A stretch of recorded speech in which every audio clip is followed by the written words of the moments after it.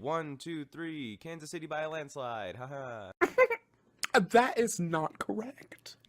And now, a summary of Nick's wild card weekend.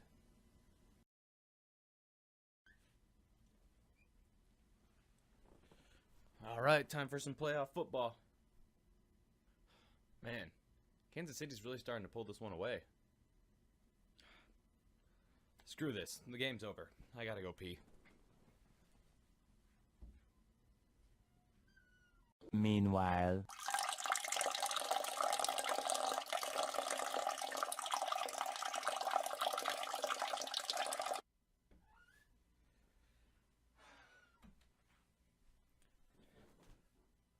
Wait, what the fuck? Caught by Thielen! 50, 40, 30, and he's loose! What's going on, everyone? Welcome back to Skull Network. And if you watched last week's wildcard predictions video, you clearly saw that I didn't do so hot. That's why there is multiple weeks in the postseason. It's so your guy Nick can redeem himself. And also, I do know that I'm wearing the same exact thing as I wore in the wildcard picks video, but just try to ignore that, and let's just get into the picks. All right, we're going to start in the AFC, and we're going to start with the matchup that seems the easiest to pick, but Lord knows when I pick games that I think are easy, nothing ever turns out right. But we're going to start with the Tennessee Titans and the New England Patriots. Come on, Nick, give Tennessee some credit for beating the Kansas City Chiefs in their own place. That was a fluke. Are you kidding me? That was only the second time that a quarterback has caught their own touchdown pass by accident. Hey, you know who the other one was? Brad Johnson, Vikings legend. Not really a legend. But you also have to look at the fact that Travis Kelce also went down in their game, and he's basically one of the biggest targets that Kansas City has aside from Tyreek Hill and maybe Kareem Hunt if you want to count him as like a receiving target, which you definitely can. But going up against New England, once again, another road game, that's a completely different beast. Comparing Rob Gronkowski to Travis Kelce, it's not even a competition. And then comparing Tom Brady to Alex Smith, don't even try. This one's pretty easy for me. I'm surprised Tennessee made it this far. I know everyone is, but I definitely have New England taking the dub here at home, advancing to the AFC Championship game. Sticking in the AFC, we have the Jacksonville Jaguars traveling all the way over to Pittsburgh, Pennsylvania to play the Pittsburgh Steelers at their turf, Heinz Field. This one is definitely a lot harder to make a call on compared to the Titans and the Patriots game because these two teams met earlier in the season, and we all know what happened when Jacksonville and Pittsburgh played last. Burger second down and 10. They come up the middle and they have been down 11. Filling away to the block at the left tackle. That's picked up. 3rd and 18. Roethlisberger knocked away, intercepted. Roethlisberger 3rd down and 10 and going deep, and it's picked off again. And the end zone here and intercepted by Tashawn Gibson. And as much as I would love to pick the Jaguars to win this game, I just can't do it. What you just saw on your screen a second ago, I don't think it's going to happen again. I mean, there's no way Big Ben throws another 5 interceptions, not another 4, 3. I don't think he would throw any this game. I mean, at most, maybe 1. But Le'Veon Bell has been on a tear that no one has been able to get him off of. He's been absolutely killing it here towards the end of the season. And with a week of rest, that's kind of scary. And then Antonio Brown is going to be back, so Jalen Ramsey will be on him. As we all know, Jalen Ramsey, one of the best in the league. But I just don't think that history is going to repeat itself, especially because, you know, you're relying on Blake Bortles. I mean, the defense scored most of the points the last time they played anyway. So if Blake Bortles plays the same way that he does against the Steelers as he did against Buffalo, where he ran for more than he threw, then this will be an easy pick. I got the Steelers going on to the AFC Championship game to play the Patriots.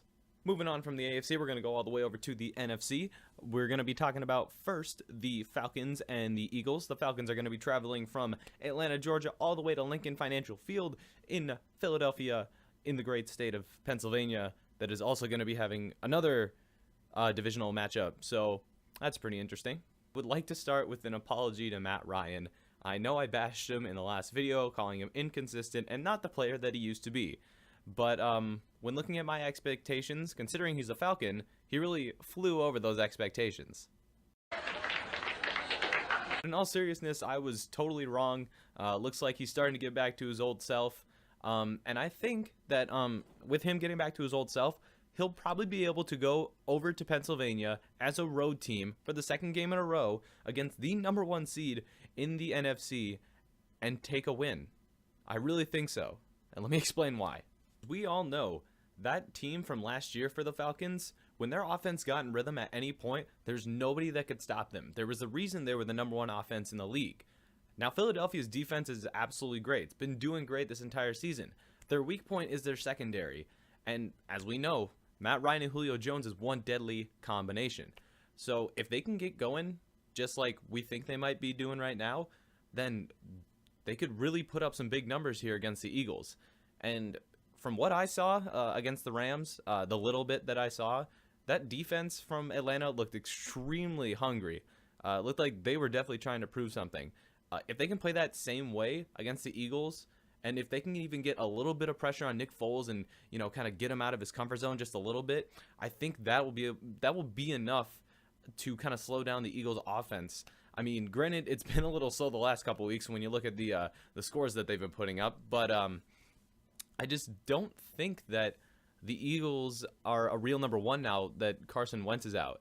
And I know that's what everyone's been saying, but I mean, it's kind of the cold hard truth. So if Matt Ryan and Julio Jones can start getting things going, opening things up for Tevin Coleman, Devontae Freeman, then I think the Eagles could have a really bad day.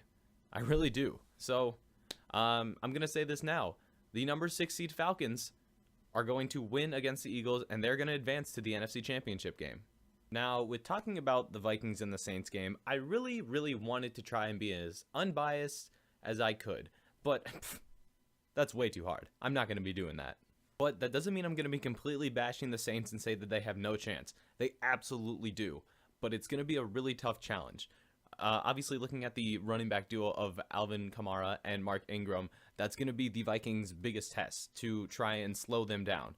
If they're able to and they can try and force Drew Brees to pass, our secondary is basically second to none.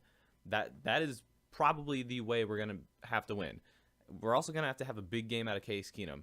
Maybe like 250 and at least 2 touchdowns, I think. He doesn't need to go and throw for 404 touchdowns, but I don't think that we're going to be able to rely solely on the defense for this game, mainly because the Saints are just so different from what they were in Week 1. And, you know, few Vikings fans, well, I don't want to say few, but a decent amount of Vikings fans don't really acknowledge how different the Saints really are. Maybe they get it, but they don't think it's enough to give the Saints a remote chance. But I think it does, truly. But I think the biggest thing that is going to go into this game, and I said this in my video right when the matchup was set, and I started talking about it. Check that out right up there. But it's going to be the crowd over at US Bank Stadium. The home field advantage that the Vikings have had this last half of the season has been absolutely insane. If you can imagine what US Bank Stadium was like during the regular season, try and take that and probably amplify it by about 10, and that's how the playoffs are going to be.